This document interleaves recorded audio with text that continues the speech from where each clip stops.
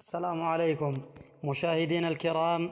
إليكم موعد مباراة منتخب العراق ومنتخب عمان اليوم الخميس في الجولة الثالثة من كأس الخليج تحت سن 20 سنة.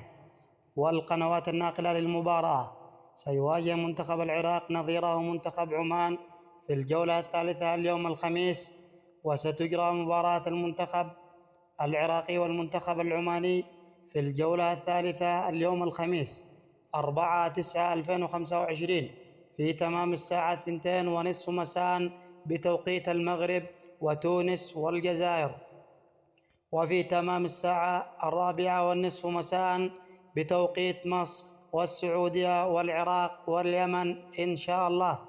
وسيتم نقل مباراة المنتخب العراقي والمنتخب العماني على قناة عمان الرياضية بتعليق أحمد الكعبي، وقناة الشارقة الرياضية بتعليق سالم السالمي.